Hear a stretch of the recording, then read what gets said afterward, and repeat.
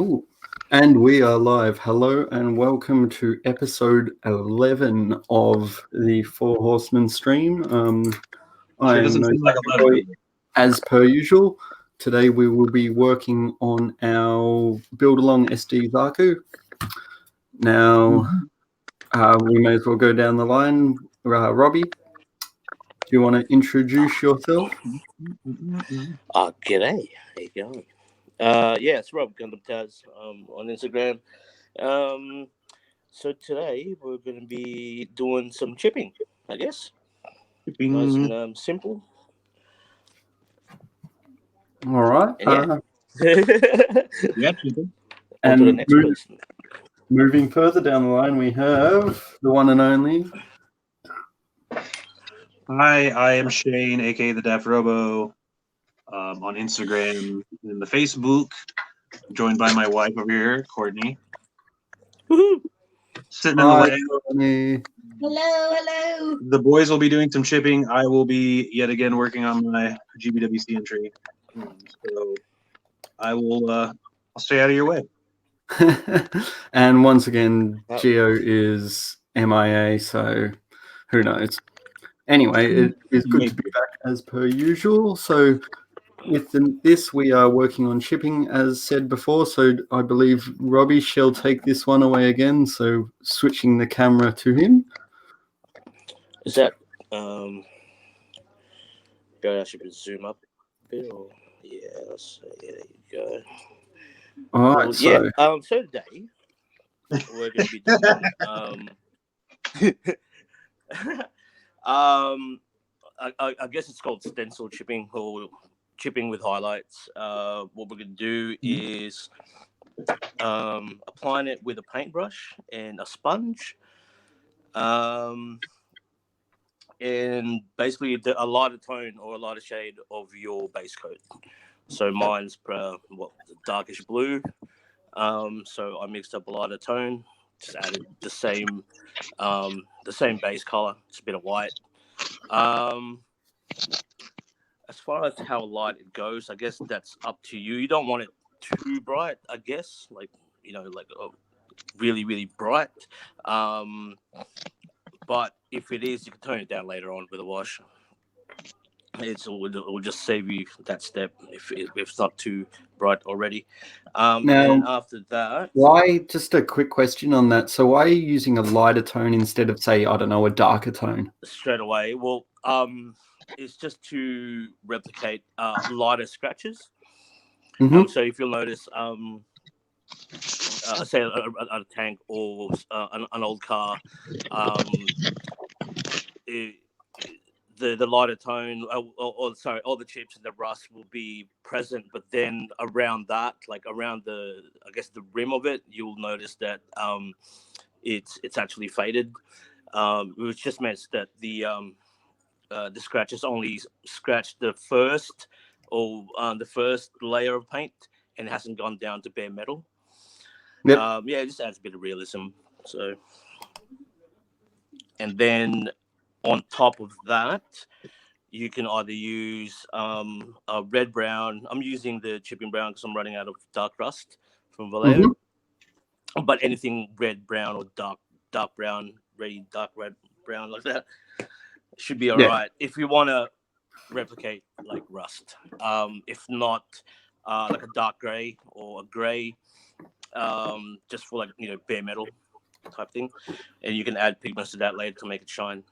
But for this exercise, because I think it's going to go on a scenario that's going to be all dirty and old and rusty and wet, I'm going to add some rust chipping. So awesome.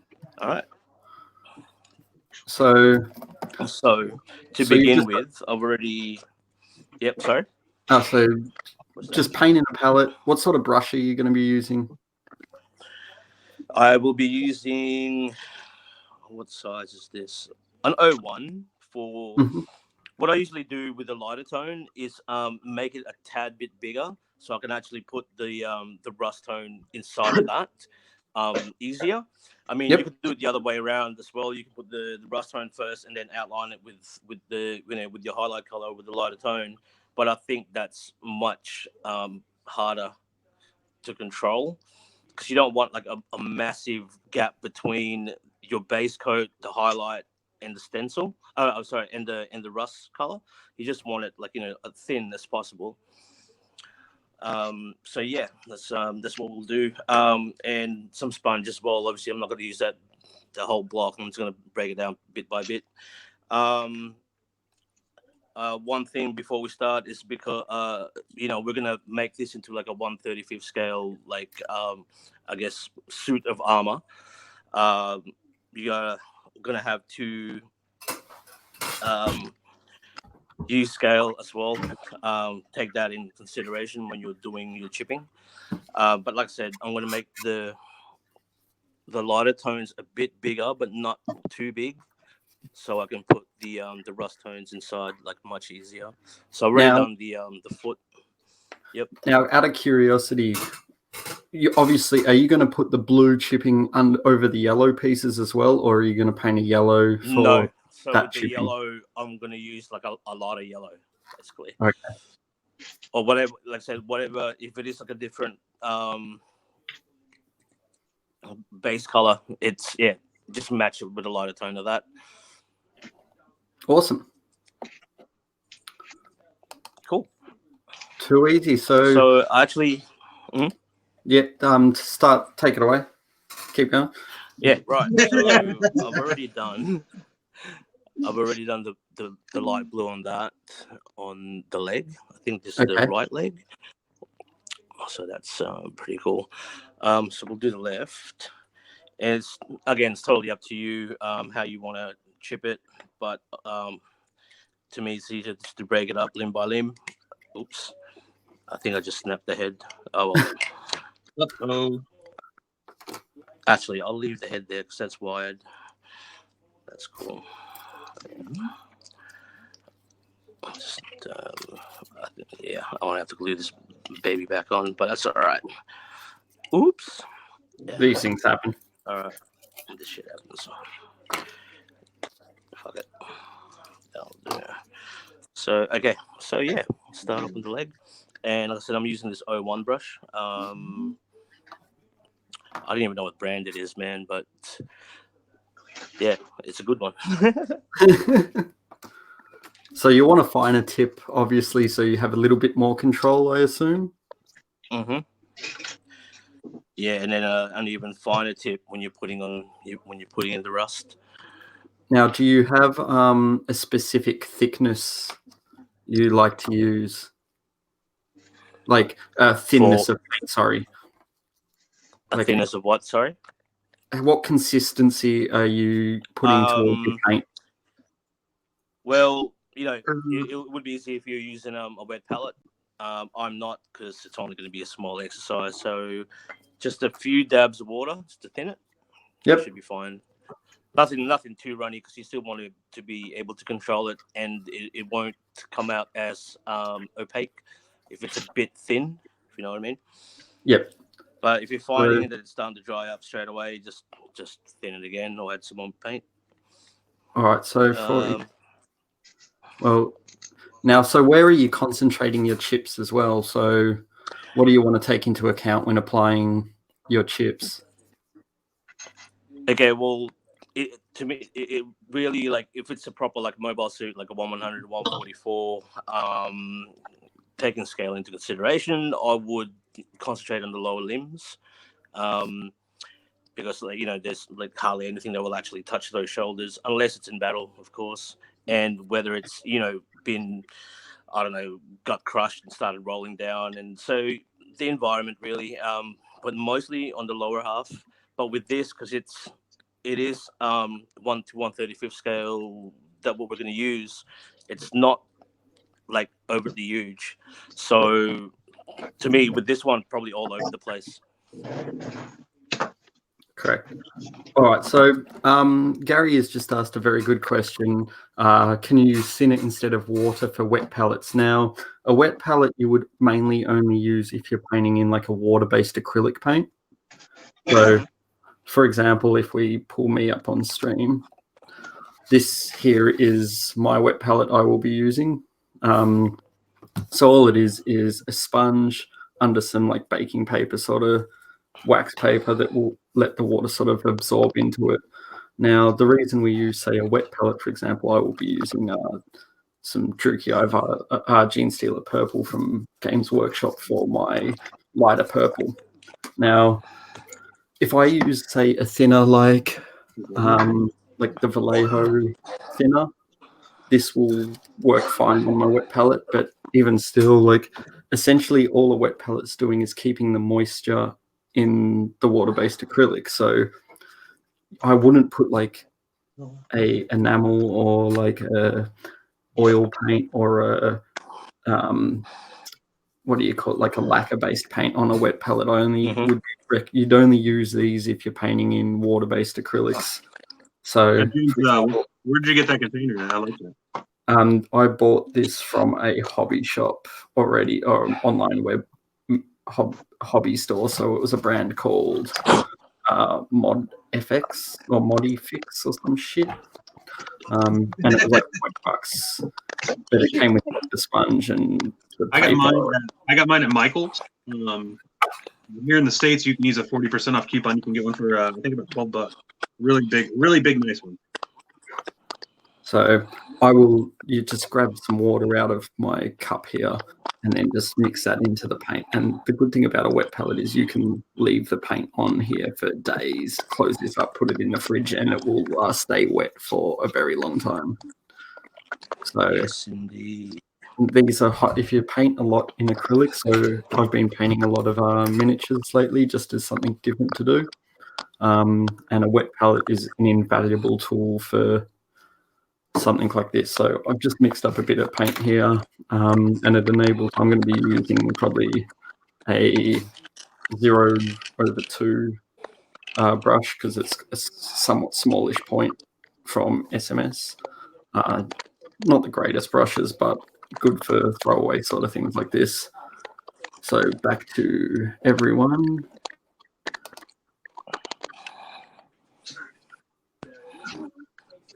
So I'm just also, if you want, you could have top coated this as well before you added this. Added the chipping. I should have actually put a matte on it, but I totally forgot. So would you have put a matte coat in between the gunk wash? Because we did the gunk wash last. So are you saying you would have done a matte before you started chipping? If you want, yeah. But obviously you don't really need to. Because well, if you want like the final thing to be matte, yeah, I would have put a matte coat on this.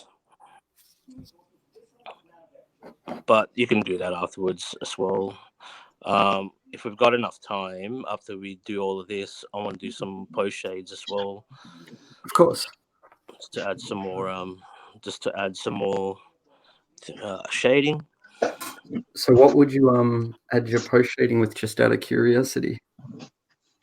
A thin flat black, just with a tiny bit of white.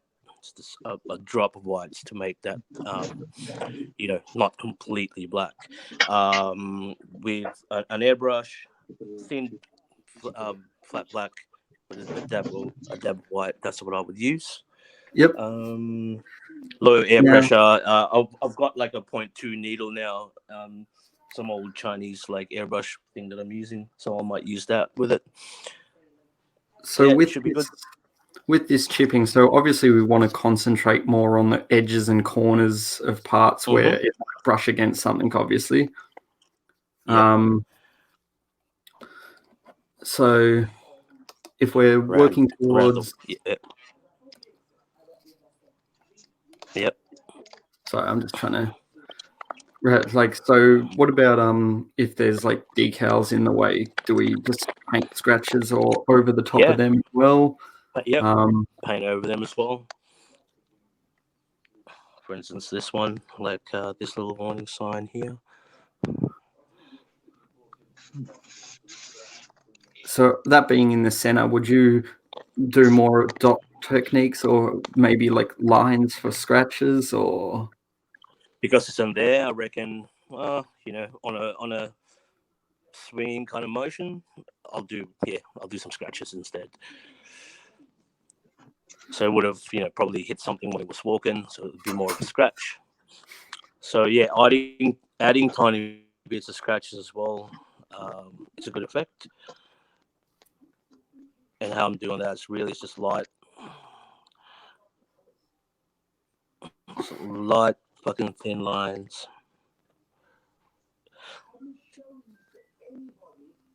I think I'll be. How's everyone doing in the chat? Anyone have any questions at all?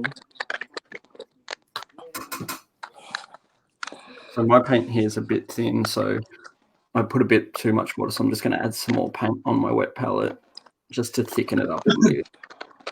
Like usually if I'm painting something like a miniature, I go for a very thin consistency and we'll do many layers over. So for example, I've put the first layer down on Old Mate here and you can pretty much still see the undercoat. And I'll just like loosely, like wetly put that on, and then I'll go back in and do many coats until it's covered, and it just gives you a smoother consistency. But obviously with this chipping, I'm just trying to put more, like get the consistency. I want it down thicker so I don't have to go over and do many layers of the same thing. Essentially, I just want a one layer coverage. So I've also noticed because I use a SMS paint for my purple, this Gene Stealer purple is a little bit too dark still than my highlight. So I'm just going to add a little bit of white into the mix just to brighten it up that little bit more. Now, Robbie, with your with your chipping, so you're just going to work in as much like how with the brush, like how much would you do with the brush over going back and doing with the sponge, or which order would you recommend doing it in, or would you just use the brush for the whole thing? Or I usually brush first, like for instance this bit, like because it's a larger piece, the inside of that I will sponge instead of adding little dots with a paintbrush. Actually I should do it on delete now because that's done.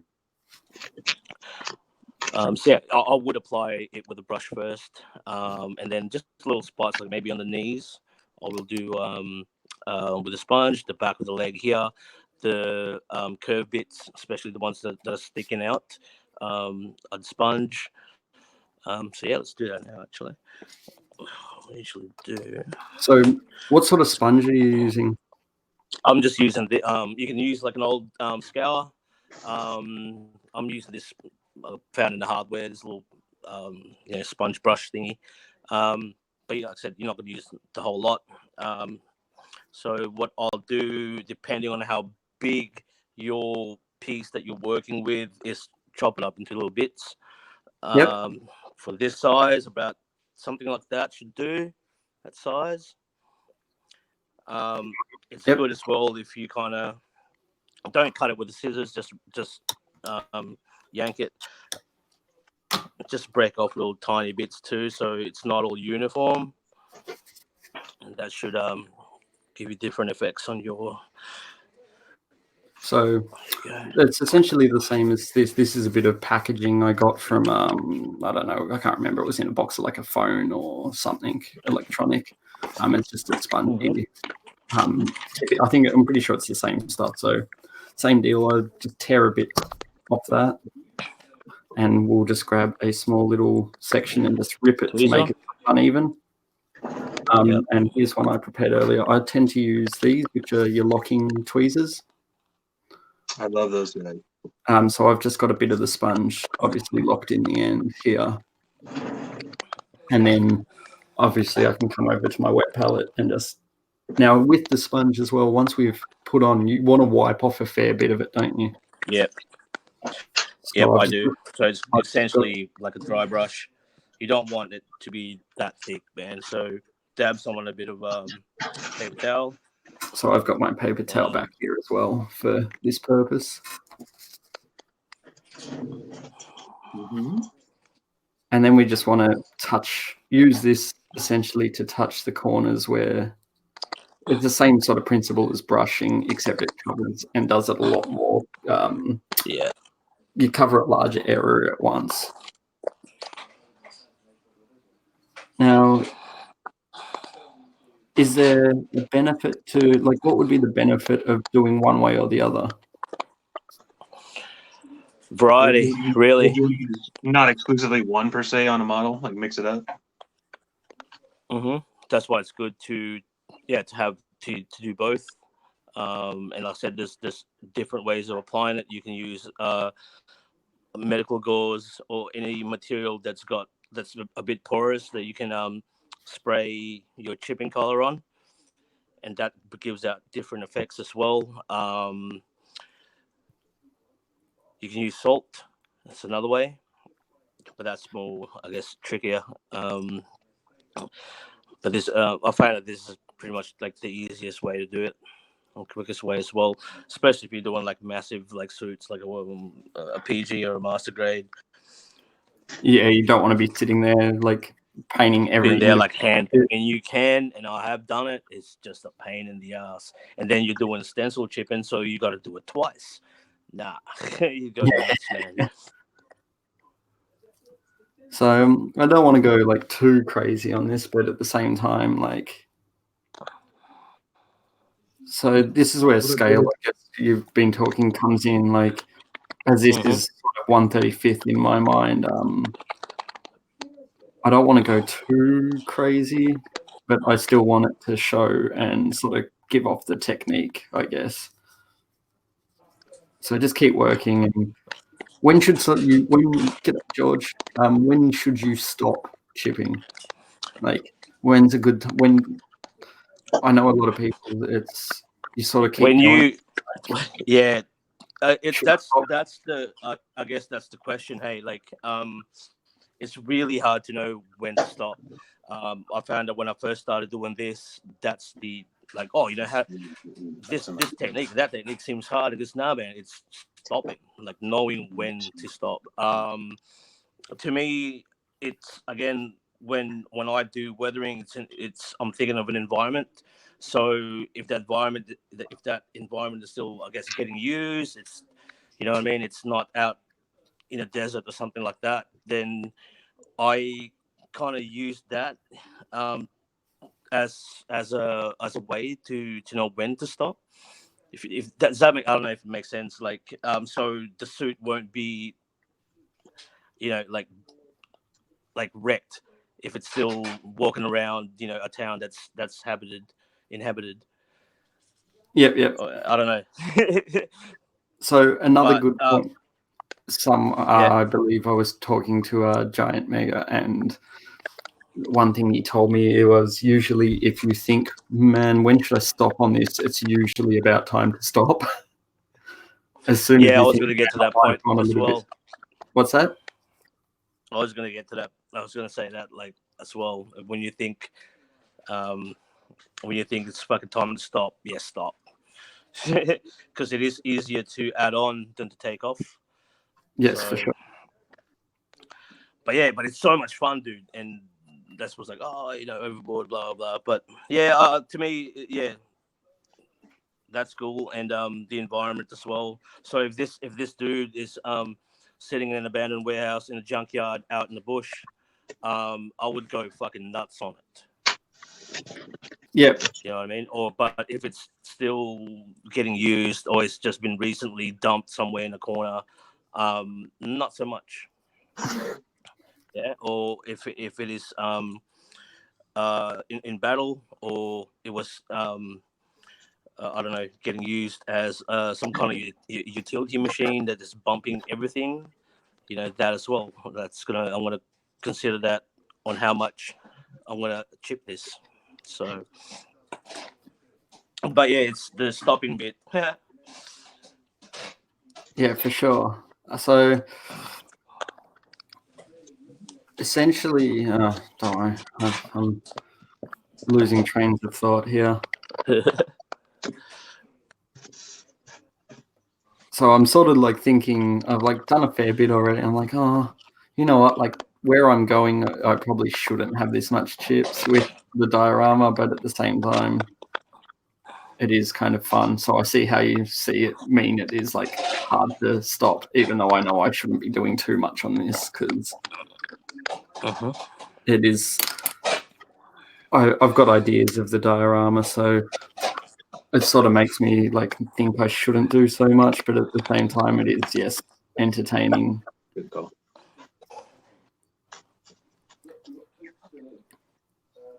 Now, second question. Say I've got these bits, which like the hands, the pipes, I've done as metal color, so as if they're already steel and not painted. How would you go about chipping or weathering those? Give me a look. So, for example, I've got like steel and like metal colored parts, like the barrel of this gun is unpainted metal. For example, like the head here has got like the energy piping is painted in a silver. So what? Yeah, how would right. you Well, I wouldn't like add chipping on that per se. I would do a dark wash over it, and then edge highlight with either metallic pigments or like silver or chrome paint, but dry brush it. So I don't know if you saw my story before the stream about the spider that was living on my kit. Yes, I did. Oh yeah. I discovered just now that little bastard has actually been living in the hand. Nice. Because it is full of spider webs. So, Taz, you know how you were working on that diorama where you were wanting to add spider webs? All you need to do is just get a little spider and get him to live on your diorama for a week or so. That's brilliant. Not easy to get off either. No, he's a little prick. I'm like, why is the hand full of spider webs? Oh, he was living inside the hand. Oh, that was his house. You just ruined his house. Pretty cool house. Yeah, it's a sick house. Yeah. I'd go live in one of your diodes though. Shit, move him up to the forest. Yeah, that's why there's spider webs all through the trees. Although I've got to fix that forest diorama because my rabbit ate half the trees. Oh my god! Are you serious? Yeah, I had it down on the ground and like went out of my room for a second. The rabbit had run in and like chomped half the tree. Oh, that's a lot of work. Were they painted? Yeah. Like, did she get sick at all? No. No, she's fine. But she's a bunny. She's all kinds of random shit, I bet. So if you have a rabbit and you've got fake plants, or that are real plants, but don't leave them lying around. Yeah.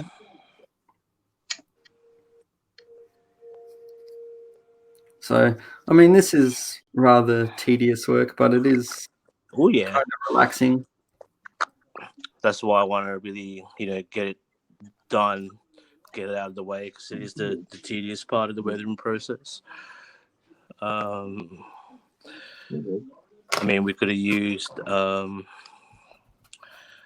do you call it, like hairspray to do this as well, but I wanted people to see that, it can be done this way too. Now, with the hairspray technique, you would have done it before your base coats, before right? Base coats. Yeah. So we would have painted all the rust tones and whatnot on the suit, and then used hairspray and salt, or just hairspray, or just hairspray, and then the base coat, and then start chipping it with a flat brush and water, and that'll reactivate the paint. And yeah. Now, is that way is probably a lot easier in the long run, yes? Yep, a lot quicker. But there are times when, depends on how long you leave your base coat on for, that it takes ages to do. There's times when I've forgotten that I've done it. And so I say, oh shit, maybe an hour or so, I come back and fully have to soak the part to be able to manipulate it. And because it got soaked, it just all the chips started getting a bit bigger. So there's that time element as well, time issue that you got to you got to do it quickly, but not too quickly that you take it up. The base coat hasn't had time to dry. Yep, yep. Now, so like you've used both. So what's the difference between that and say chipping mediums you can buy from like MiG or AK or? To be honest, man, I think you can use one on an airbrush, and I guess it's more control. That is pretty much the only difference. Although So could you there is like decant your AK1 hairspray? effects. Sorry. Could you just decant some hairspray? Oh yeah, that's what I mean. You can do that as well. I think it's supposed to eliminate the hairspray, but I don't know, man. That's the only difference that I can see, really. Because again, it depends on how long you leave your base coat on for. It doesn't matter what you use. It will affect it how much you chip, how much you take off. But this AK1 effects that I've used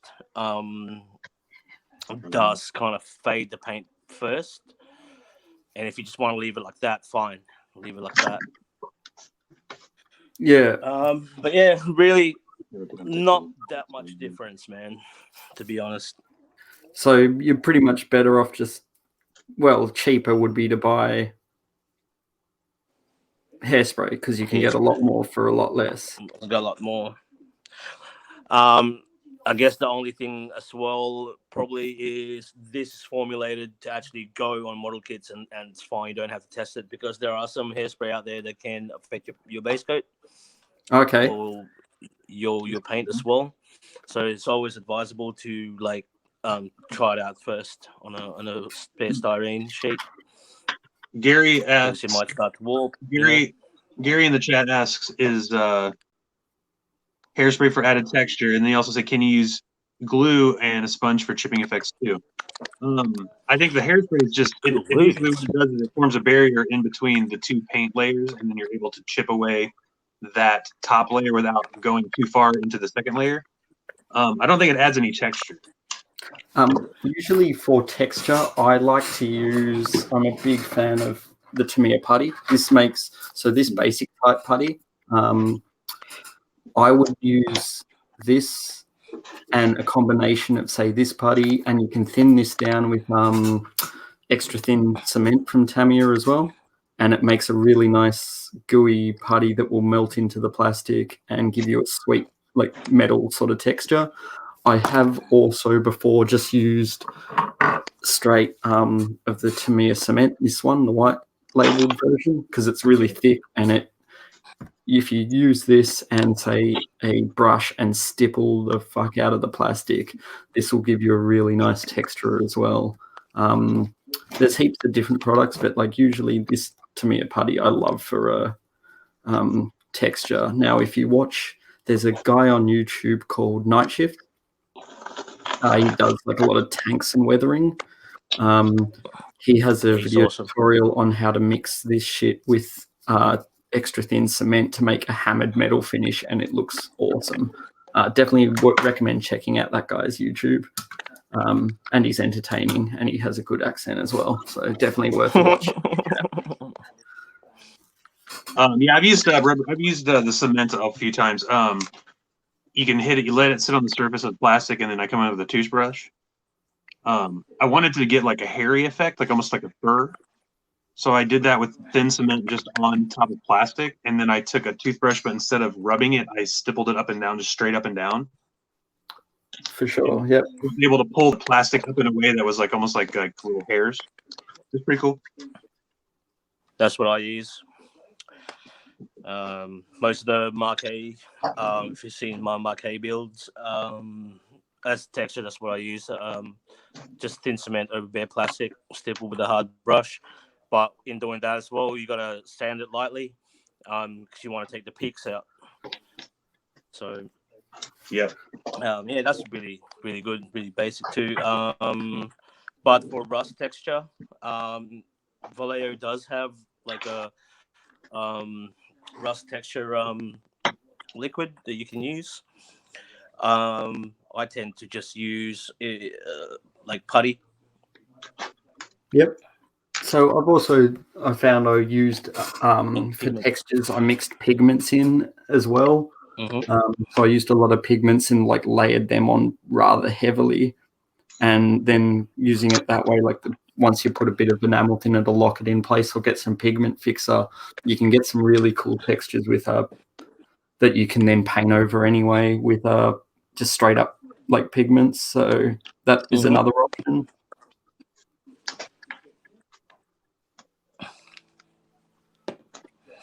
But yeah, so there's a world of things you can use for. The best way to figure a lot of it out is, I mean, one, ask other people, but two, don't be afraid to just experiment with random products. Like to me, a putty, like the first time I used this, I bought this to fill stuff, and then I sort of put it on a piece and went, hold on, that makes a really nice texture. So I sort of let it dry and then played around with it, and then saw a lot of people would mess with it as well. But before comparing, like, how are you, man? What is going on? So yeah, don't be afraid to experiment with different products. Remember, like, unless you're working on, say, something that's a big competition entry, like if you fuck it up, who gives a shit? Like, and if you're one of those people that doesn't want to try stuff on kits that they really want to succeed with, buy some. The reason we're doing the SD for this build along is it's an SD Zaku. It costs $10. Like, if you screw it up, who cares? Just keep going through and trying new stuff. Like, at the end of the day, like, it's only a bit of plastic model. You can always go back and buy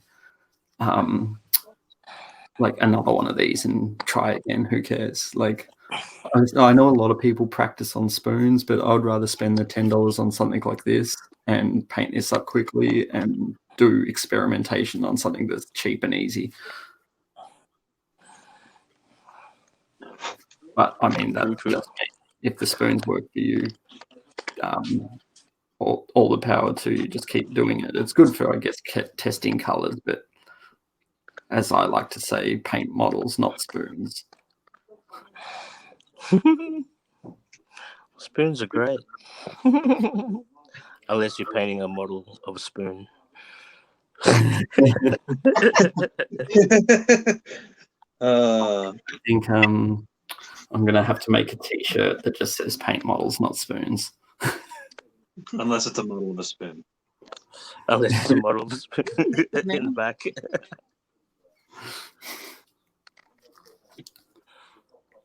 But yeah, that's exactly right. So Gary has mentioned always well, there we go, Eric. Experimentation's one of the fun parts of plastic models, which is 100% true. And Gary always evolve and experiment on every kit. And I mean, I've done that the same, like every GBWC build for the last X amount of years, I've tried something new on every single one. So like the first year, I really wanted to try water, and that was the first sort of modulation work I did for the waterfall diorama. Then I wanted to try like doing a really big diorama with LED work and multiple models, and did a base, and it was the first sort of urbanish, like man-made sort of structure that I mixed in. So there was a lot of experimentation and learning on that one. This year I did a lot of modifications to the model itself that normally I wouldn't do. So adding parts and scratch building, and then doing a cityscape as well, which is a new subject. Like, it's always just push myself that little bit further and further to sort of learn new things, and don't be afraid to experiment. No one got good by doing the same thing over and over. Like, you may get really good at doing that one thing, but then you're sort of limiting yourself to sort of one, like, that's why with this, like, weathering is not something I would usually do on a kit. So why not learn? The modifications on this is not something I would usually do as well, but it's just a fun learning experience. It teaches me a lot. It's the same reason I've started painting like minis like this, because this is another technique that I then can translate to say I can take the techniques I learned from this and transfer it to doing something like Gunpla. It's the same reason I've got everything under, from model planes to Star Wars kits to cars to World War II kits under my desk to be built, because pigeonholing yourself to one type of model, I think, can also lead to a bit of burnout. It can lead to some stagnation. If you like, I don't know. It's personally, I find I get very bored if I do the same thing over and over. Hence the reason, like, I want to work on as many different types of things and improve my skill using different techniques. Yep.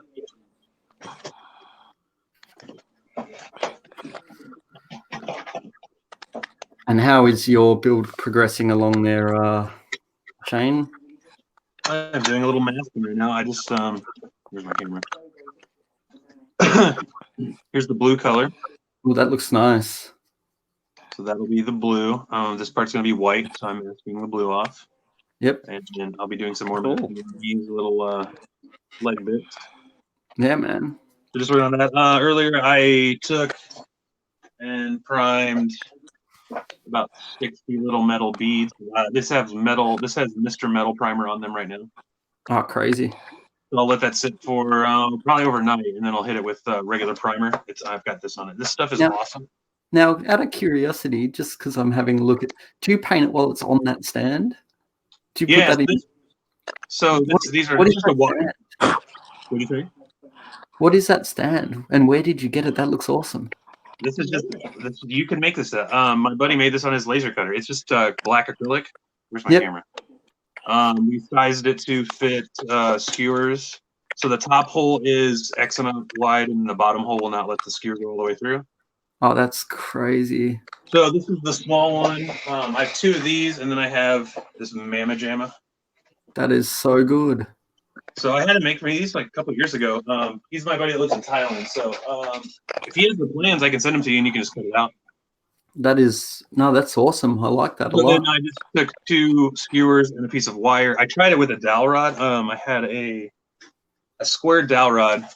I used this morning, and I had it, and I put all these on there, and then little wood fibers got all into the metal primer. Oh, okay.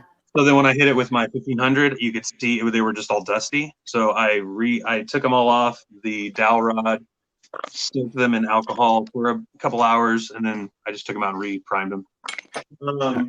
That's a lot of effort. No, so like this is my camera. This is a little. So this is one of the metal beads that's on a piece of the spring. Yep. I've glued a magnet, and then I've glued this all together. This will focus. There we go. So that's what. So this is primed. So once this is primed, I'm going to hit it with a very almost a really light yellow, and then I'm going to use like darker yellow on top, just because I want it to like pop, and I don't want to get the greenish yellow color that you get often when you airbrush yellow. No, no, that's cool. Yellow is a terrible color 90% of the time. Yeah, if you can prime white, you do that. But I don't have any good white primer right now, so I'm going gold, like gray, and then if you can go like a couple shades brighter of yellow, so almost white, like really really bright yellow. I always go like, I really like the yellow orange. This is like my favorite yellow to use on anything really. Yep. So this will be the color of the pipes, but I'm going to use number 4. I think it's called bright yellow as a base after the primer. Then I'll use this, and then they should look good. Now, have you tried the SMS yellows? I only have one bottle of two. I have 2 bottles of SMS paint, and I did not try any of the yellow. So if the yellow has crazy coverage, I'm like amazed at how well this stuff actually covers. Like you can get a 1-coat coverage with yellow, and it looks good. Well, Gary's out. Later, Gary, man. See you, Gary. Thanks for stopping by. Yeah, I would like. See you, mate. I would personally like all of. I would like all of SMS paint. I want all of their shit. Their shit, it sprays so good. I was trying out one of the blue colors for the Hyzok. It was just a little dark, but I'm going to use it on my custom goof, I think. Fuck yeah. Because it's just a good color, man. Those blues are really good. Any of the colors are good. Not sponsored, by the way. Yeah. Courtney did on your No Zaku Boy. She did one coverage of the purple, and it coated and dried like perfect. Right in like 2 minutes. Yeah. Yeah, it's definitely. I love the stuff, but Yeah. Go get you some. unfortunately, it's a little bit harder for you guys to acquire. One store carries it. The internet. And that is the USA Gundam store. At least Scott's slowly getting more and more. I told him he could have my garage for like warehouse space. Well, hopefully it takes off a bit more and he can start producing it. But at the same time, at this point in time, it's him in his garage bottling the stuff. So right. Well, and then it's like I don't know if you guys have like E7. There's like another couple brands of paints that are just kind of like coming out on the market now, and it's like I don't know if you have those in Australia. So I just don't know if the market is as good for him here. Yeah, but at the same time, I get to use them, so whatever. Yeah, exactly. Well, I mean, I could just have you bitches send them to me. True. Although, unfortunately, it's got to go by boat. Oh yeah, that's true. No, I'll wait for that shit. It's worth it. Can't airmail that shit, unfortunately. Yeah. So Courtney is having some trouble with the Mecha Witro decals. They're cheap. Have you guys had any like cracking on they just me? keep breaking on it? Water slides. How are you applying them? Just water? Just water, and then choose microsol microsol and microset. I don't use any of those. Like the only formula I use is the Mr. Softer, and I put it on once the decal's in position and somewhat dried already. They cracked in the water. They cracked in the water. Oh. Wow. I've never seen that happen before. Well, it's weird. It's very strange. It's on a newer kit too. So they're not like they're not older. I think the quality's just crap. It could have left them in the water too long. I don't think you can leave them in the water. No. I've like leave my shit in the water for ages, and it's fine. They look fine. I got them on there. They're just annoying and cracky. Crack your ass. Yeah. Hey, what up, man? How are you, Max? So, how are you going there, Robbie? Are you still on? So you've moved to yellow, obviously. Yeah. Now, did you have to mix up in a lighter yellow? Nah, I just used a lot of shade. I like a lot of yellow, which is yellow. That's it. It's yellow. Now I think I've got. Is that the model color yellow? Okay, yeah. Is that flat yellow or yellow? Which one? Sorry. Which one were you using? Just yellow. I can't remember the tone. I can't remember what I used for the actual base coat, but for the highlight, just the yellow RLM04 from Vallejo there. Yep. That's all I use, which luckily enough it was it's lighter, so that's it. So once I'm still going on the purple because I know I've done a little bit more than I wanted, but I'm just going back in with the brush. So as soon as I finish doing this, we're going to do we then want to work on this, essentially get the yellow done, and then do we do a darker shade of that color over the top, or do we go straight to like a browny rust color, or go to your rust tone.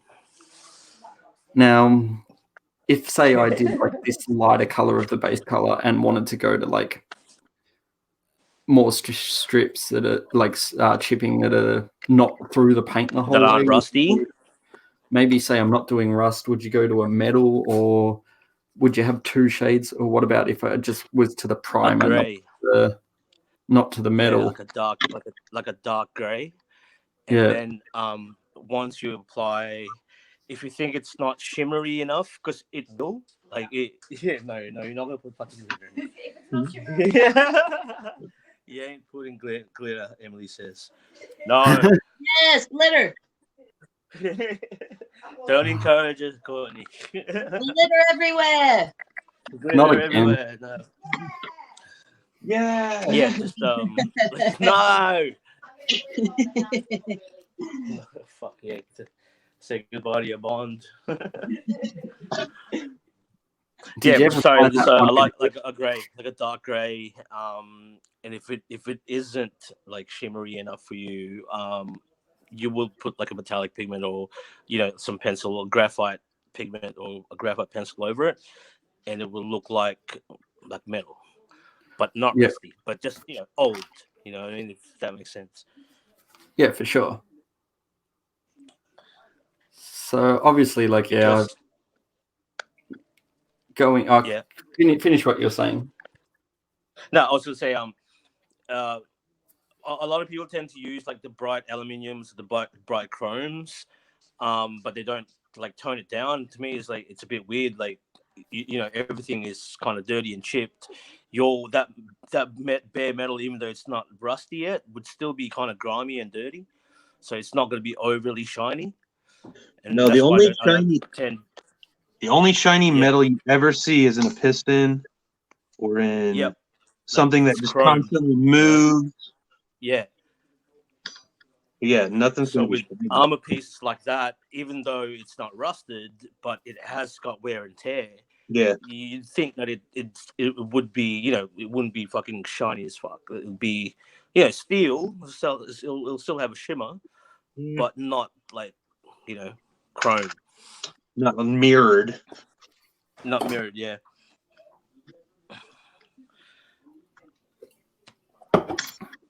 Ed, So I'm we're just using- hanging. Hey, everyone, just hanging out, waiting for the hurricane. What a hurricane! Oh wow.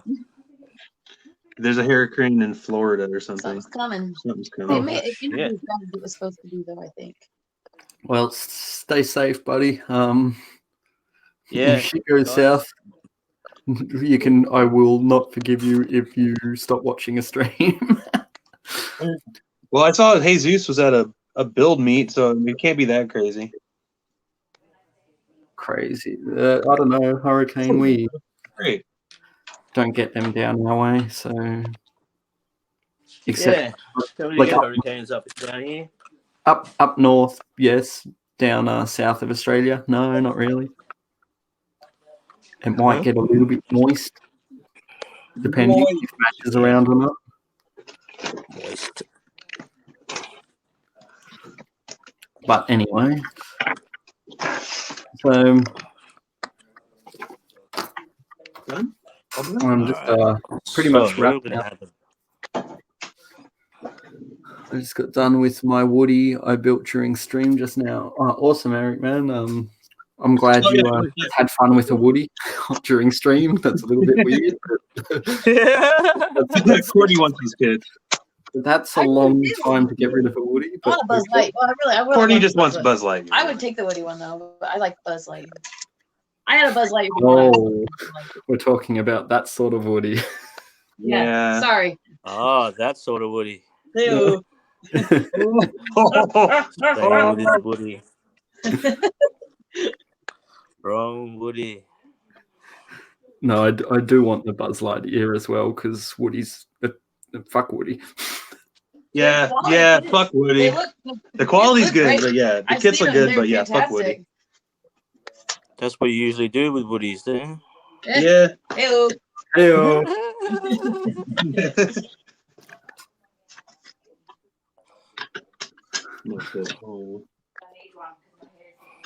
You need one? They're very cute. Emily's doing some packing. Yeah. Well, at least someone is. Yeah, someone's got to do it. Yeah, someone is.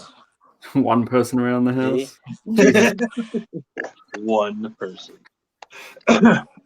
Maybe But it's like Father's Day Highlander. in Australia, so Yeah, we said Happy Father's Day to Craig. We told him Happy Father's Day because he's, I think, the only Australian we know that is a father. Rob's a stepdaddy, kind of. Well, yeah, happy daughter. stepdad day.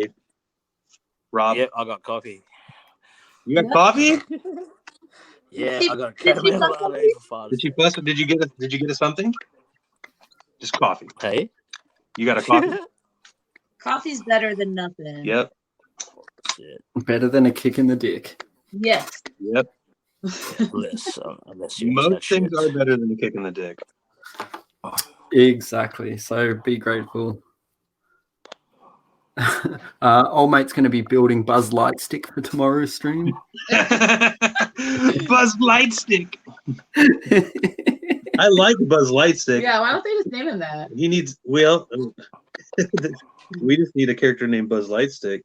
He's like probably the guy at the rave taking way too many disco. He's just spinning the glow stick just constantly. He's like, dude, stop. No, he's the guy that could do the ball. There's no ball in your hand. He's just the ball. There's He's a ball doing in my hand, but there's not a ball in my hand. Yeah, do that. There's a ball in my hand. No, there's not. Not yet. It's is it a ball? I don't know. Kinetic juggling. Buzz Lightstick is so fucked up right now. Like a full name. And the only downside about SMS is their brushes suck. Well, they're a paint made for airbrushing, so why would they have brushes that are good?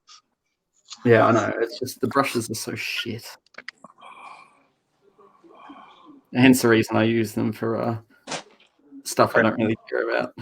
Although, sorry, I'll take that back. Their flat brushes are awesome. Their round brushes are useless.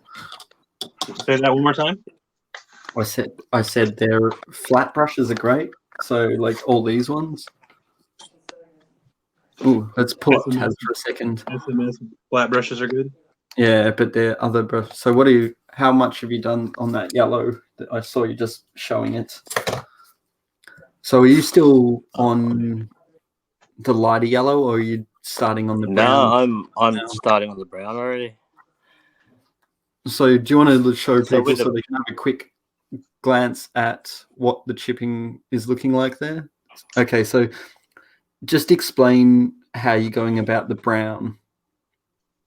So with the brown, I should actually change my brush because this is a bit bigger, but it's actually working for me. So if you can see that I've just put the brown inside the yellow bits. Yeah. So it's got so you got the darker base tone, the highlight, and then the chipping color. So now it does have that.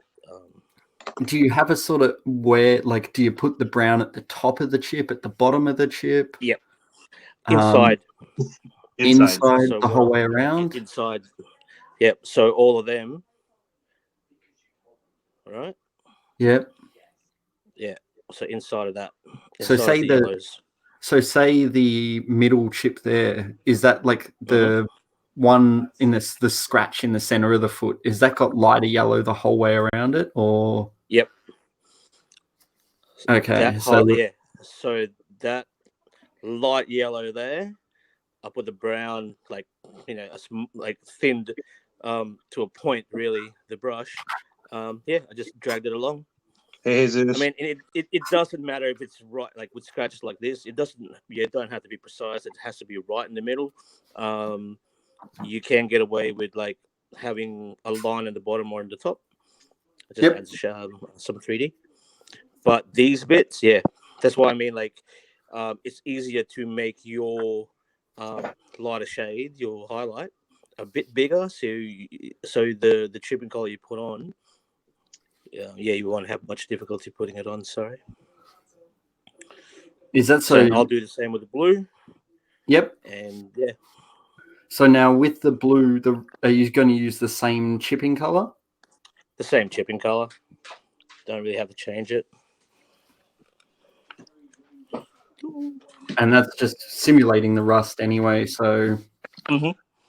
So that's what it is. So that's get rid of that fucking. For instance, there'll be base. I said so that yellow there, that scratch didn't go all the way down to the bare metal, but then that rust color there, that's the bare metal that's rusted. Oh, that's shit, Jesus-san. Well, welcome. Thanks for joining anyway. If you don't get notifications, I know with YouTube it can be a little bit pain in the ass. You just want to hit that go to like my videos, and where it's got the subscribe button, there's a little bell icon. I don't know if you've got to actually click that manually to get notified if I'm going live or whatever these days. Like, just subscribing's not good enough, apparently. It's fucking stupid, but whatever. Anyway, then the worst part is it's just got an Anycubic 3D printer that I have to stop fucking with. It's screwing my playtime. Yeah, how good are they, mate? I have been using mine a fair bit. I'm just unfortunately have currently run out of resin, so I'm Oh wow. stuck waiting till more arrives. So Resin. unfortunately, Shane, and that your magnet clamps are being made. I just need resin. Don't worry, it's not like I said your manatee statue or anything. No. Ah, Hey, we're just asking off this thing about candies. Oh yeah. We will. But yes, no, I highly recommend those 3D printers. They're so good. And for $400, whatever. Who said they had one? Edouard, Mr. Leonard. Oh, I don't see his comment on here. Really? No. Just before Jesus? Nope, I don't see it. Huh. Jesus says hi. Hi. Nope. That is odd, but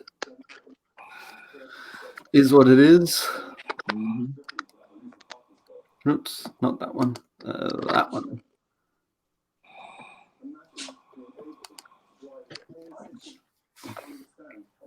So we'll keep going through and adding more and more. So I'm a little bit slower than Taz, obviously, at this. But when you were I'm actually rushing it a bit. when you're the weathering god, and you were born dirty.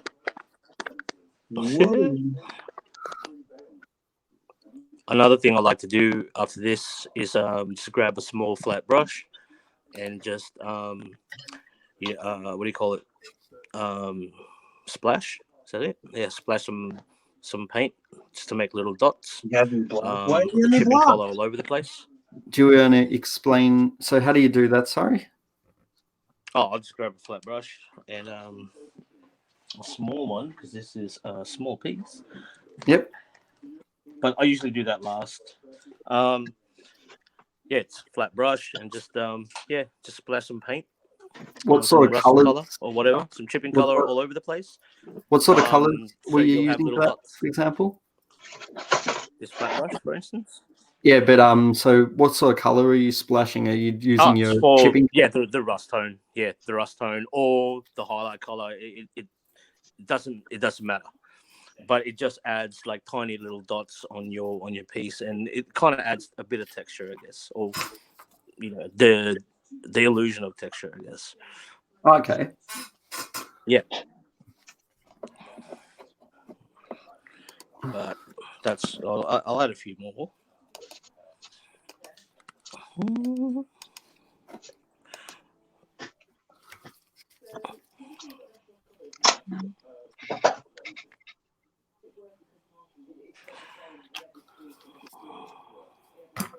All right, so just gonna keep dabbing. Sorry, I've like set my camera up, but my arm just probably keeps getting in the way of the screen, which is a little bit impolite. Mm-hmm. How wooed. So, how is everyone in the chat doing? How have you all been? I hope you're well. If you have any questions, feel free to ask. We are more than happy to answer while we are being boring applying paints.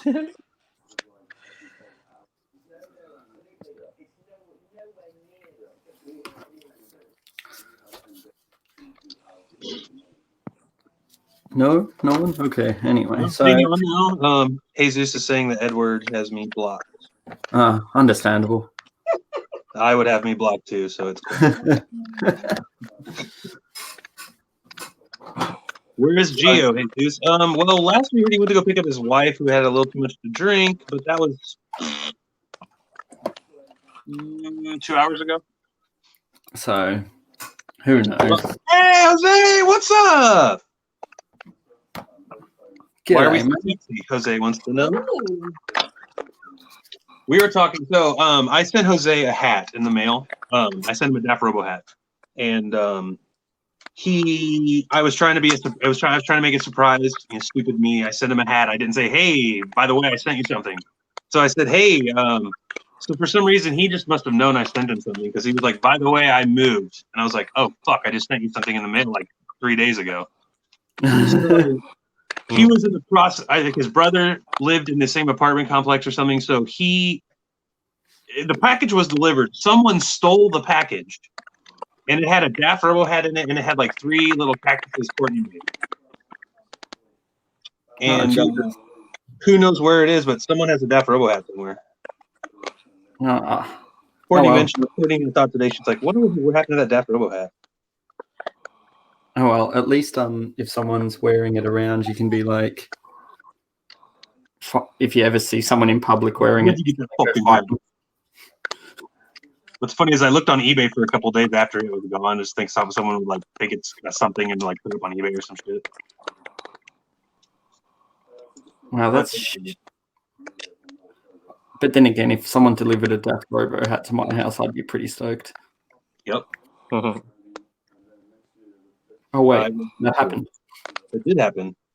Yep. Jose is actually the only one in the States other than Geo that was sent a Robo hat.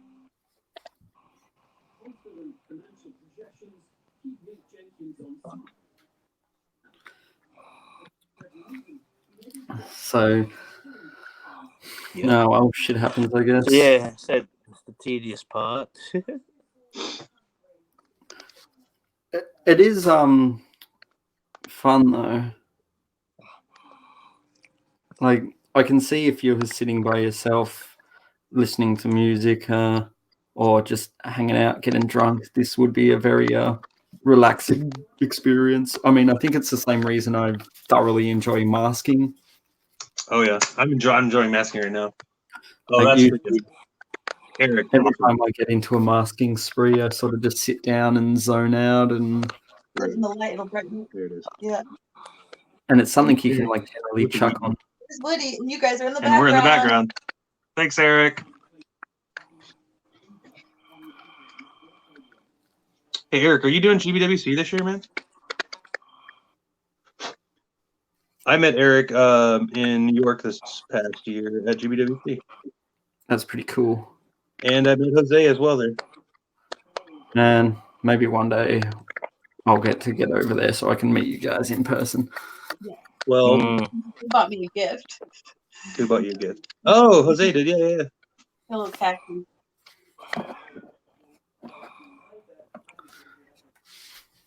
Someday, James, someday.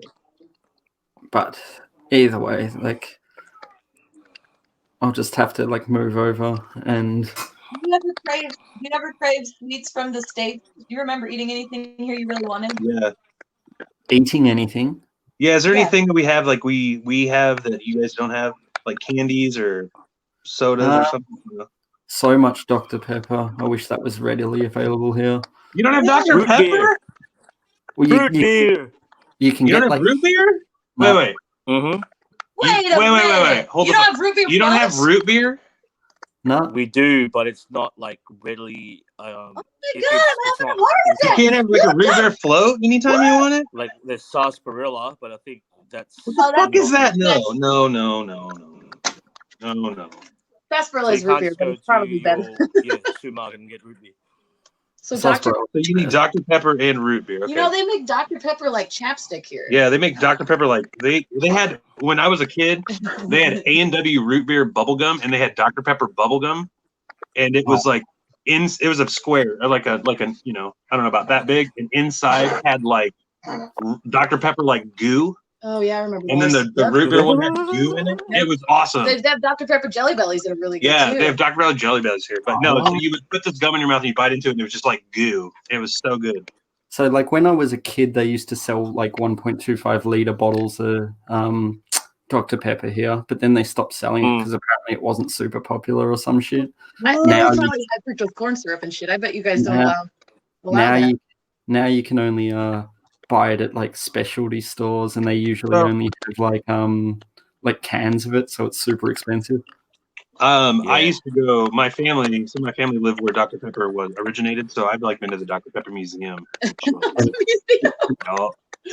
It's the worst because so one of my favorite drinks was Dr. Comfort, which is just Dr. Comfort. I mean Southern Comfort and Dr. Pepper mixed together. Yeah. And it's like by far one of the greatest alcoholic beverages ever because it's so tasty. And like, Dr. Comfort is quite comforting. I used to drink that. That's a great drink. Courtney knows about that. I know that So drink. last time I was in this, the Dr. first time I went to the States, I went to the bottle shop and bought a big bottle of Southern Comfort and a big bottle of Dr. Pepper and got way smashed. I used to do vanilla vodka and Dr. Pepper. Oh God, vanilla vodka and Dr. Pepper. Mm. So do you what was I just gonna ask? Fuck, I don't remember. Do you have a candy called Chico Sticks? Chico Sticks? Yeah, they're like they're like toasted peanut butter and coconut. No, we do not. Toasted coconut. No, we do not. We have like Chicos, which are like these black little. They're like little jelly bean thing, well, jelly lollies. They're black, and they're I don't know if they're still shaped like they were a little bit racist because they were shaped like a little baby, but they were like black. Oh, and they I were think cool. we used to have those here, and they were called something. They were terribly called racist. something Don't you terribly. dare say it. They were Don't you something. dare They were say called it. something terribly racist. Yeah, I know exactly what you're talking about. Yeah, Chocos. Yeah, I think we used to have those here. The Chocos. What'd you say? Yeah, they were like Chocos or something. And they're like, Chocos. Oh God. I know exactly what we used to call those. Yeah. Oh, I think your dad was just talking about this I not know that long he was ago. just recently talking about that candy. I don't know how they got away with calling it that for so long. well, Anyway, we also had, I don't know if you guys had them over where you are, but we had the candies called fags. No. no. Were they And- candy cigarettes? And they were Yeah. like candy cigarettes with the red Yeah, tip. Oh on yeah, them. we had them, but does the label actually say fags on them? Yes, the label Fags. originally were called fags, and they were known as fags. They were We known as changed it to fags. fags. Fags. No, And then- we had Changed candy it to cigarettes, but fags they were later just on. candy cigarettes. Yeah, they then changed it to fads, FADS, and got rid of them. Understandable. But That's it wasn't funny. the same. Just because the name changed. Well, I wouldn't want them anymore. Well, I would only want them because they were called fags. There is a store around the corner from my house that actually has an original box full of fags, and I was like tempted to buy some just because they're hilarious. That is hilarious. It's pretty awesome. So Dr. Pepper. So Dr. Pepper, okay. We're making Jess a Okay. care package of candies and things, so we're trying to figure out. Do you have circus peanuts? What? What the hell are circus peanuts? Okay, they're like really big, oversized Marshmallows? peanuts, and they're like orange. They're not that good. They don't taste very good. I mean, they're just like sugar. They're like They're like styrofoam. they're like marshmallow, but like hard marshmallow. They're like marzipan, I think. They're not very good, but they're like I don't know. You can do high chews? Yeah, do you? Those are, maybe Do we yeah. have what? Sorry? High chew. I don't know what that is either. It's We called sent them high chews. They're like my H.I. favorite. Chew. HI-chew. They look like Chinese They're or from Japanese. They're from Japan, I think. They sell them at the gas station. Freaking awesome. They sell them at a gas Essentially, station. and the answer is, does Australia have this? No. Well, Jess is getting a bunch of shit then. I'm excited. You guys have peanut butter, right? What? Sorry? What? Peanut What's butter. that? They don't have peanut butter in England. You go to England, they don't know what the fuck peanut butter is, man. What? You go to Europe. You cannot find a jar of peanut butter anywhere in Europe. All right, we have that shit. At least when you you can were find at least Nutella. when you were Well, 18. when I was in Europe in 2003, so it could have been. There may be peanut butter in Europe now. 15 years ago, 18. The entire in all of Europe. We went to a Hooters in in Switzerland, but they couldn't find us fucking peanut butter. Wow, So we took our own jar of peanut butter that's crazy. to bring a jar of peanut because someone butter. told us they don't have Someone peanut told butter. you not to. Yeah, okay. Yeah. I mean, you know like, that peanut butter and jam is not popular here? It's not. Nope. but peanut butter and It's honey is actually badass. weird. Oh, I love Ooh, honey peanut butter and I honey. think it's Hell yeah. weird. Eric wants to know if you've tried. Well, you guys haven't, but he wants to know if you've tried Not Your Father's Root Beer, which we have not. No, that's an alcoholic one. Is that the alcoholic one? That's Well, amazing. Which one? Is it the alcoholic one, Eric? They sell alcoholic root beer here. Oh, And like, yeah. And then like all kinds of soda pops that are like alcoholic. well, we have like alcoholic ginger beer, which is awesome. Ooh, like, dude, that's good. Until you drink a whole Ginger slab beer. of it, and then you throw up and it burns like hell on the way back. God, no thank you. Eric says yes, and yes, we have tried that. Yeah, we've tried it. Dad's gotten it for us before. We have a alcoholic cream soda or orange soda, I think. Yeah. That we had too. It was really good. And a grape soda. It was really good. Yep. I think they were all not your. I think they were all. They're that all brand. not your father's stuff. That sounds amazing. It was good.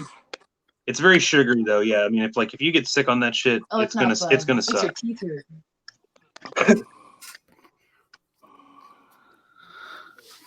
So, so I'm working on more of this as well. So we're just copying Tas and putting the dark brown inside my lighter yellow, which it's amazing the difference. Like originally when you've got just say the light yellow chipping, and then as soon as you throw a bit of like brown into it, it's amazing how much it makes it pop. Yep. Exactly. Pop. But also, and you don't have to add the rust color on every bit of your highlight as well. You can leave some out if it's getting a bit too much.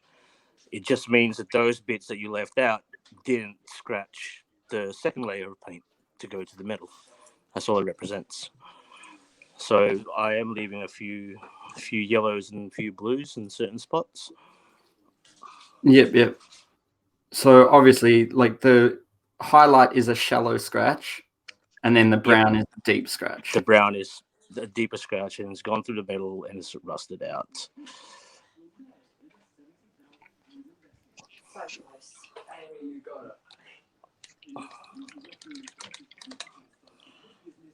But yeah, it's just amazing because I know like when I went to the States, there was so much like random crap I'd never seen, and just I like ate a lot and drank a lot, and it was like insane how like much food I like consumed over there. I want to try some Popeyes. We are world leaders of consumers, I tell you. I speaking candidly, that's probably the number one thing the U.S. is good at. That's probably the one thing we are number one at. I think one of my favorite, so the hostel I stayed at had this magical machine that like when you were wasted, you put money in and it like spat out a hot pizza. An entire hot pizza? Yeah, it was insane. It was like a vending machine, but it had an oven in it, so it would like cook you your fast food like in the vending machine. Where was that? So drunk me was like, oh man, it's like 3 a.m. and everything. I can't get food. What city was this in? I was in Chicago. Chicago. Of course, there's a freaking pizza vending machine in Chicago. And yeah, there was like a pizza vending machine. It was the greatest thing ever. Drunk me loved that thing.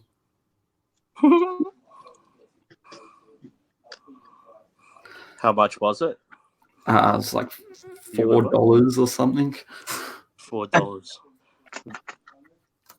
Not too vending shabby. Machine pizza for $4. Unlike Australia's vending machines that are like $1,000 for anything. Yeah. So yeah, if you can think of anything that you had while you were in the States, James, that you want, send it to everything. me. Well, I can't do that. Within reason. I mean, I got to fit it in a box. Hookers and Coke. Your manatee is pretty heavy, so I mean, we don't go too crazy. Just put it on a boat, mate. It's cheaper. Is it? I don't know. Like, I just went to my post office and they offered me 2 prices. One was like $10 more to have it in like 4 days. Something stupid, you know what I mean? Like, it was the amount of time was stupid for the increase in cost. So I just went with the shortest. I think my airbrush has finally arrived in Australia. What? That's cool. So hopefully we'll have it Monday. Nice. Nice. But yes, I think this chipping thing takes a long amount of time.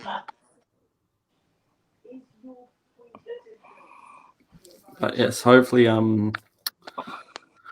so I've completed one leg worth of chipping.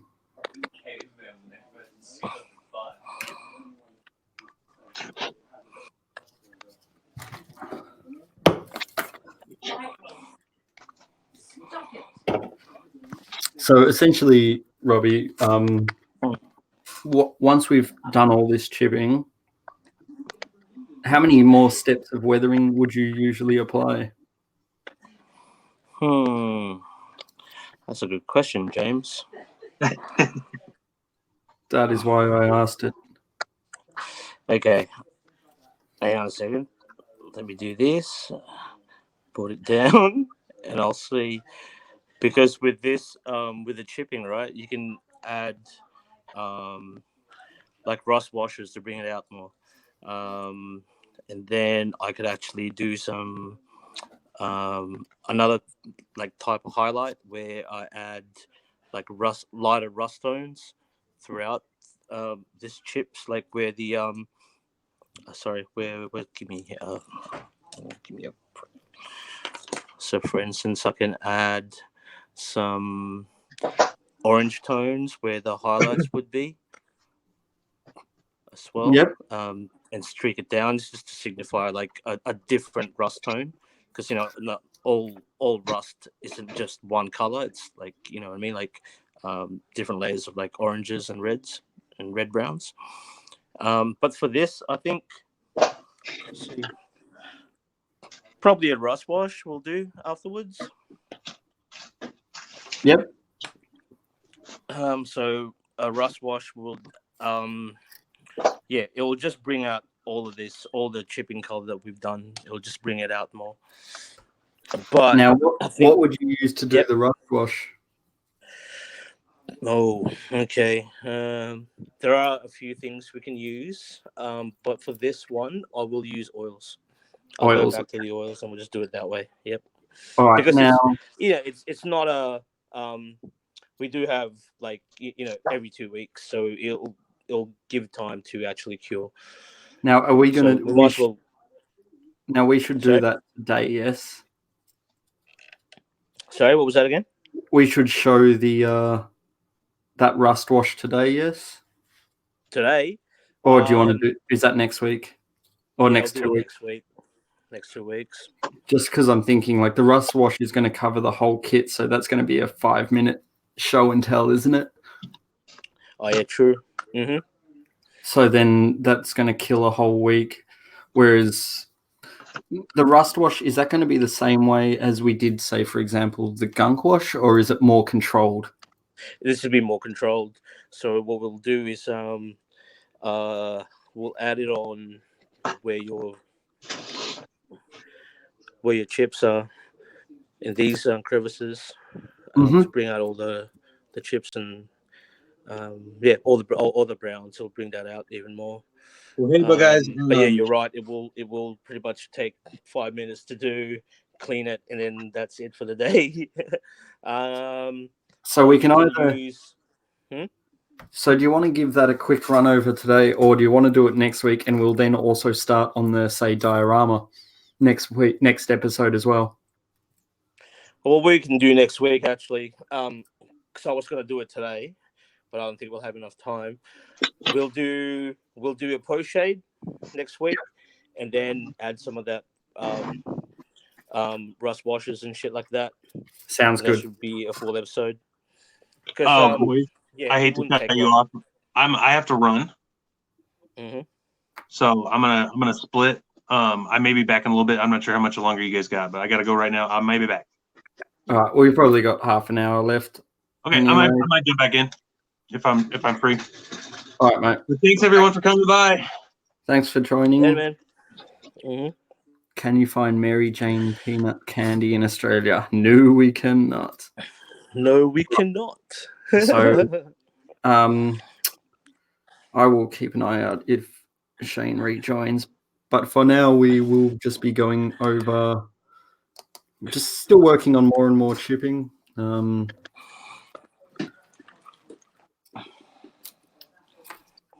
It's somewhat tedious, but like it's fun. It is entertaining. I can see why you enjoy doing this. Mm-hmm. Yeah, the results are good.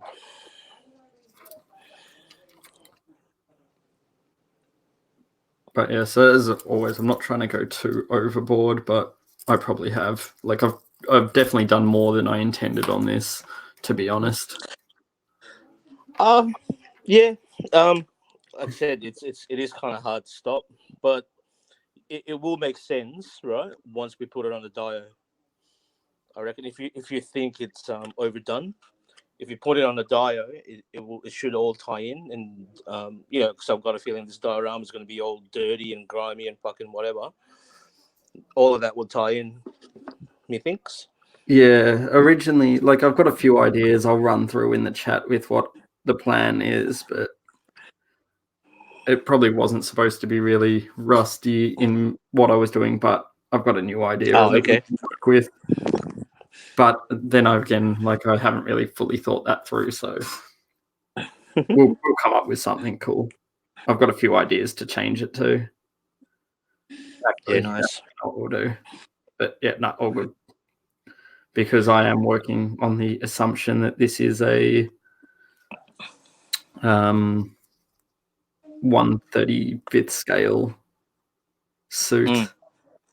So someone might actually control it with a remote control or hop in it, essentially. But it's more of a full suit than maybe it's like a cosplay piece of armor. Yeah, that's what I was trying to get at. Maybe.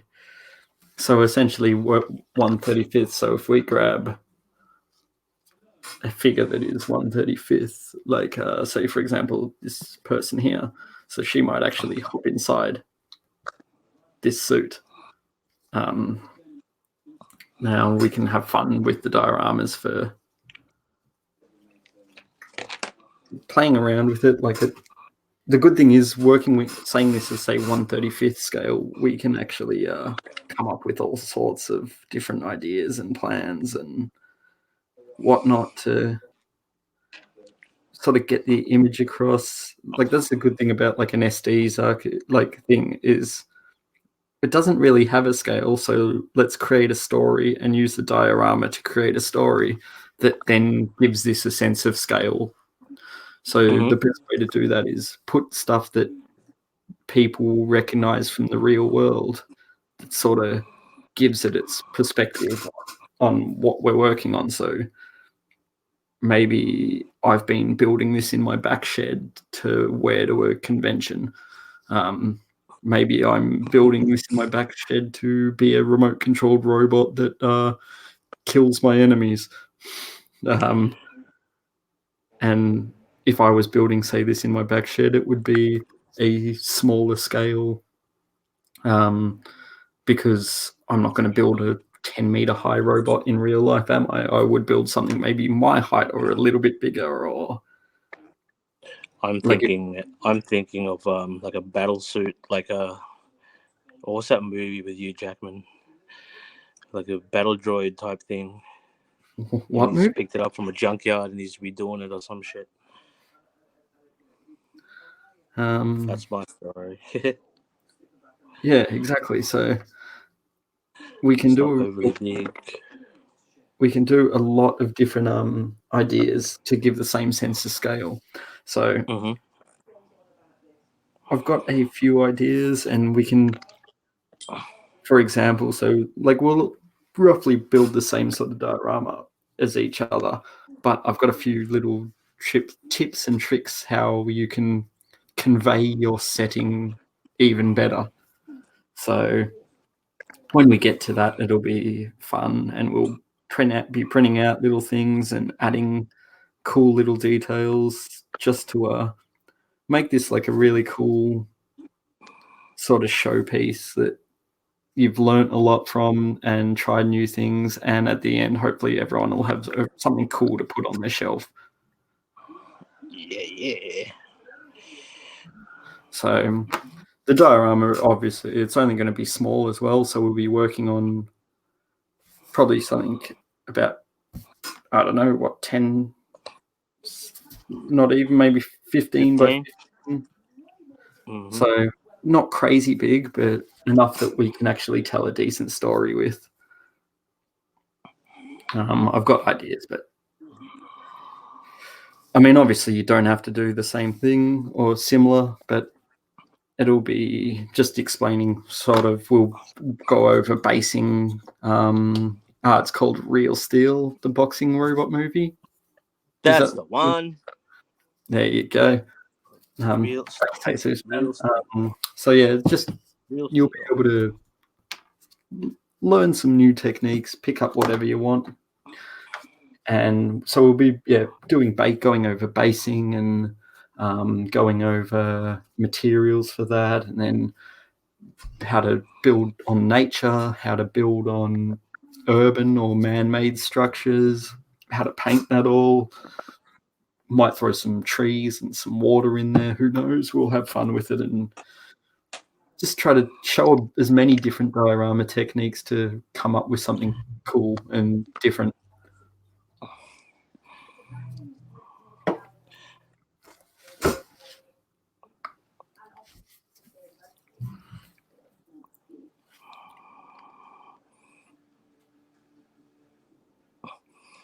See, I wouldn't mind if this guy was in the swamp, like in the Bayou.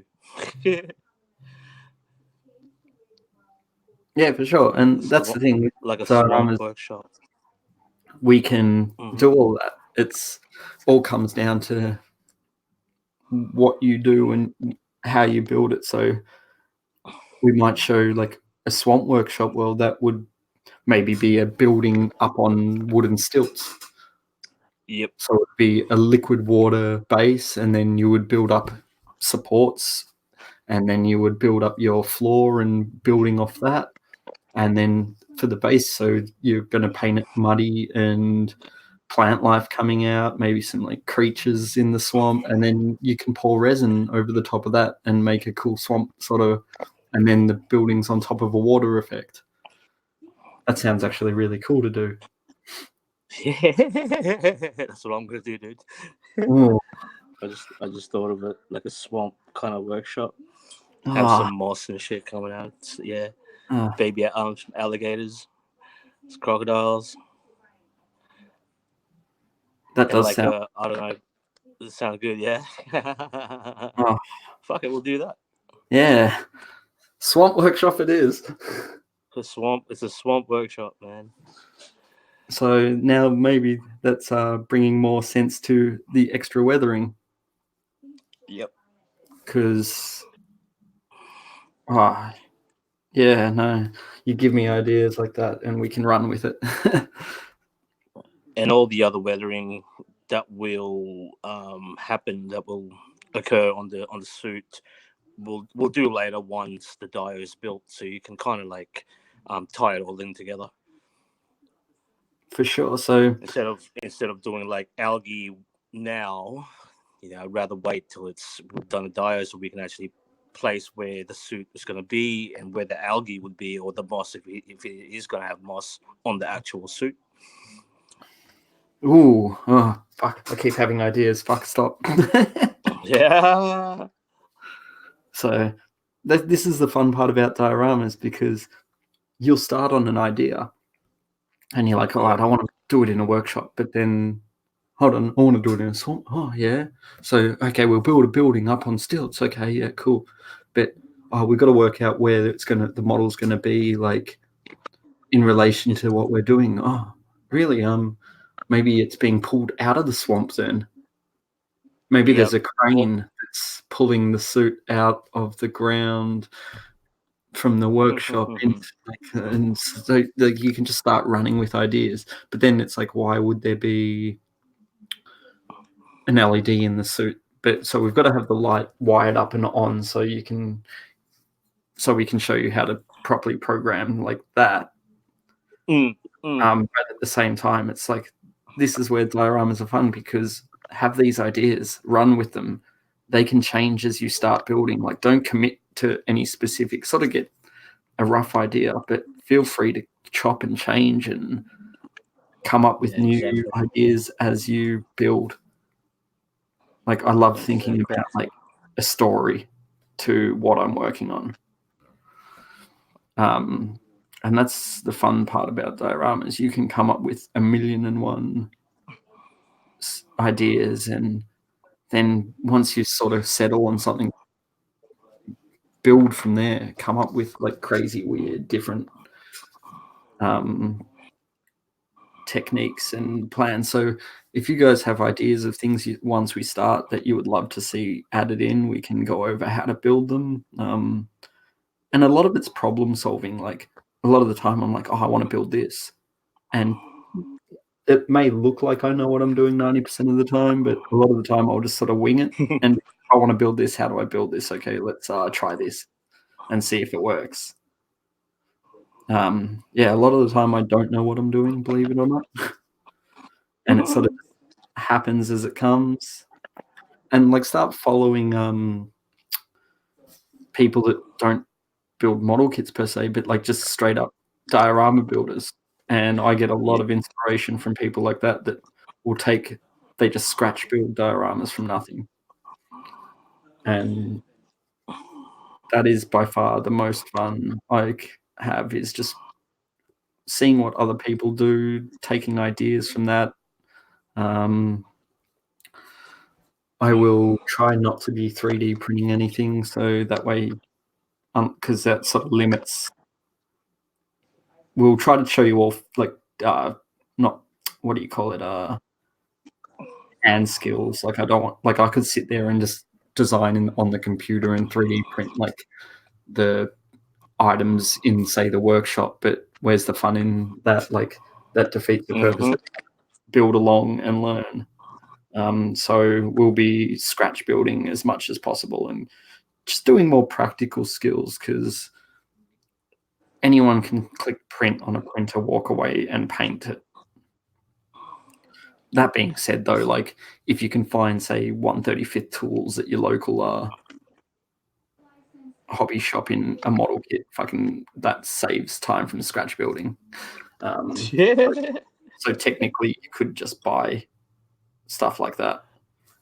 But the problem with that comes from not being able to find what you want always. So we'll sort of work with whatever we can, and it's a big case of when we get to it, we'll sort of decide as we build. But for the meantime, I'm going to just keep thinking and brainstorming ideas as I go. Yeah, like, you don't have to decide constantly. You just think of it as you go, build what you want, and who knows where it'll end up.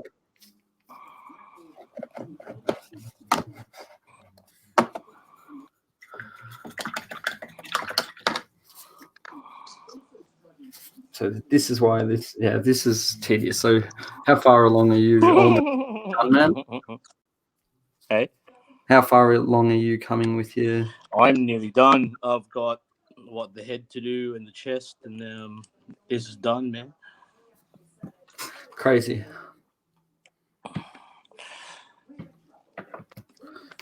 So essentially, like, keep going. If you're working on your build along as well too, definitely post it to IG. I'd love to see where everyone's up to. I haven't seen anything guys. for a while. Show us your builds.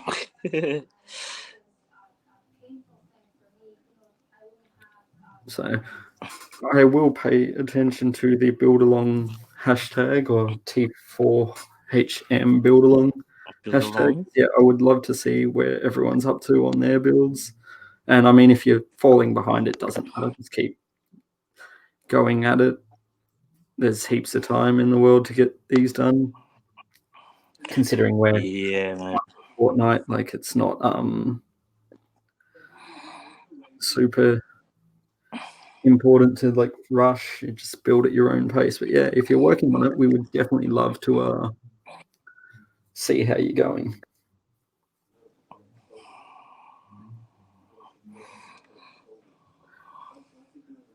because at this point I've pretty much only noticed I'll make Mamao's. Mamu. Gundam Mamu. Yes, and if you haven't seen what he's like build along is, go check it out. It is insanely good. Yeah, I can't wait to get those shields. He is making us look bad, and he made a 4 Horsemen shield. He resin cast it and sent us a resin casting of the shield he made. So like, hats off to that build. It is so cool.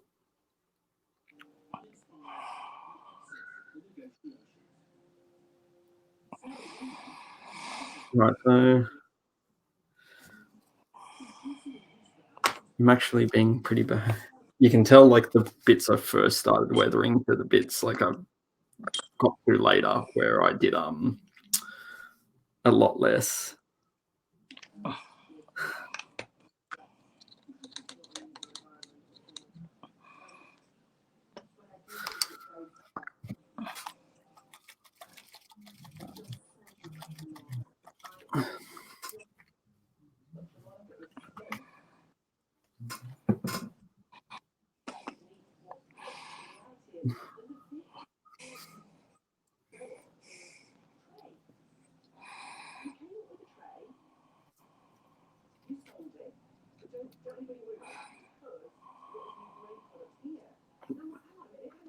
Well, I think on that we might do you want to wrap this up now anyway? So Yeah, man.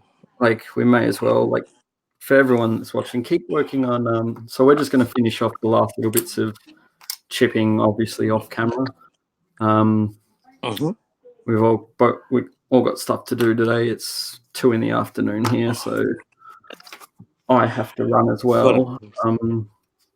But thanks for watching. We'll be just doing this chipping.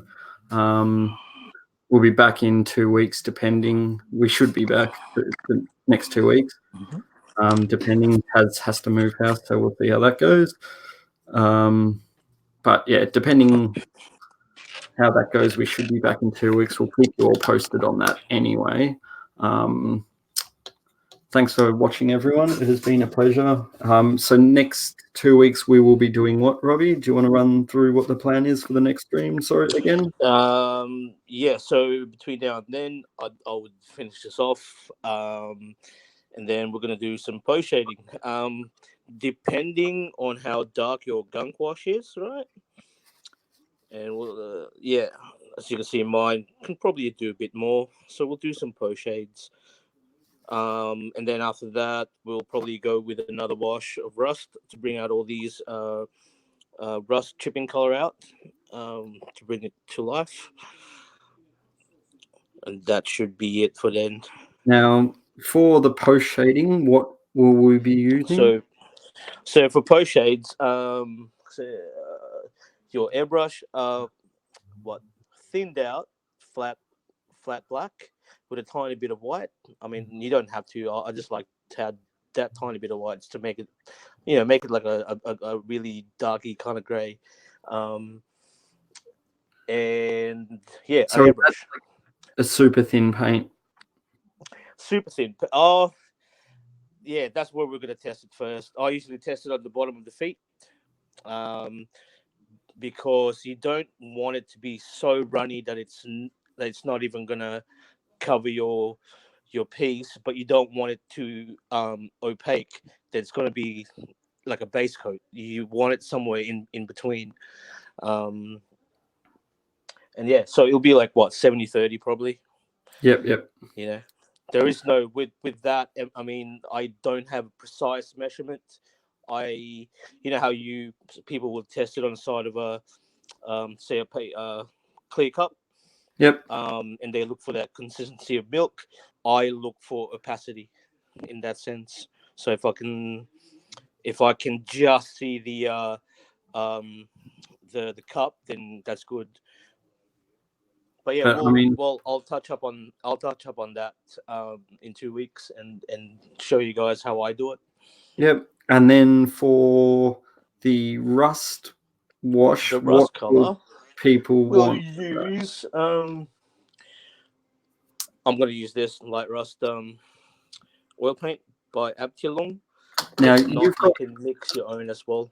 So you've got what color would that? That's a reddy brown, isn't it? It's a reddy brown.